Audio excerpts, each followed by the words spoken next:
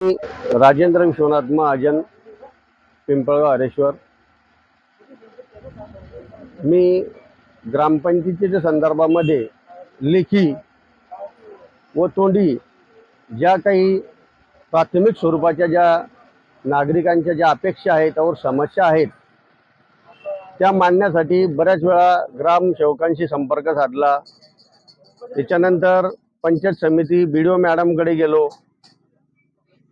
ते सरळ डायरेक्टली सांगतात की तुम्ही तुमच्या गावाच्या अनेक तक्रारी आहेत, कुठल्या कुठल्या तक्रारीचं आम्ही निवारण करायचं, तुम्ही लेखी स्वरूपाची तक्रार द्या.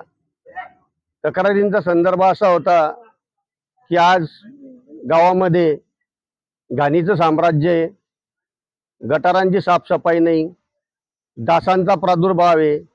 डासांचा प्रादुर्भाव वाढल्या अनुषंगाने बरेचसे लोक जे आहेत नागरिक त्रस्त झालेले आहेत, लहान मुलं, वृद्ध लोक.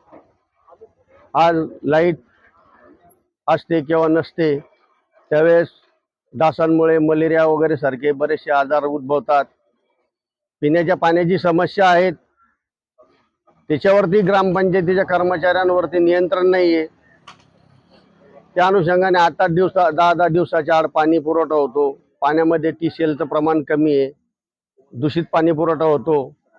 या सर्व गोष्टींचा गांभीर्याने ग्रामपंचायतीने विचार करून आजच्या परिस्थितीमध्ये सरपंच उपसरपंचांचे राजीनामे झालेले आहेत. ज्यावेळेस सरपंच उपसरपंचांची निवड होईल तो भाग वेगळा आहे. प्रशासक नेमण्यासाठी आम्ही प्रयत्नात आहोत असं ग्रामसेवक सांगतात. ज्यावेळेस प्रशासक नेमला जाईल त्यावेळेसच ग्रामपंचायतचे कामं सोपस्कर होतील का? तुम्ही आज शासनाचा पगार घेतात, त्या अनुषंगाने एक ग्रामसेवक म्हणून तुमची नैतिक जबाबदारी आहे प्रत्येक वार्ड वाईज फिरून कुठल्या कुठल्या ज्या समस्या आहेत नागरिकांच्या त्या जाणून घेणे गरजेचे आहेत. लोक तुम्हाला सर्वतोपरी जो ग्रामपंचायतीचा टॅक्स आहे, सॅनिटरी सेस आहे, जनरल पाणीपट्टी, जनरल दिवाबत्ती, घरपट्टी ही तुम्ही वसूल करतात.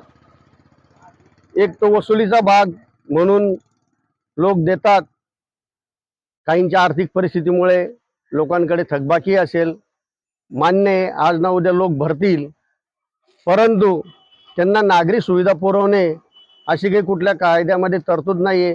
प्रत्येक नागरिकाला आपण शेवटच्या घटकापर्यंत ज्या ग्रामपंचायतीच्या सोयी सुविधा आहे ते पुरवणं गरजेचे आहे. आज तिथे या गावामध्ये त्याचा अभाव जाणून येतोय. तर महाशयांनी त्वरित या गोष्टीकडे गांभीर्याने लक्ष देऊन पावसाळ्यापूर्वी नाले सफाई, गटार सफाई या गोष्टींकडे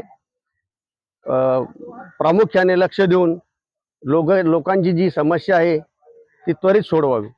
विशेष म्हणजे पिंपळगाव मोठ्या लोकसंख्येचं गाव आहे.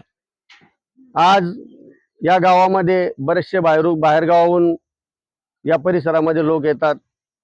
सार्वजनिक पाणी पुरवठ्याच्या दृष्टिकोनामधून पाणपोया लावणे गरजेचे होते.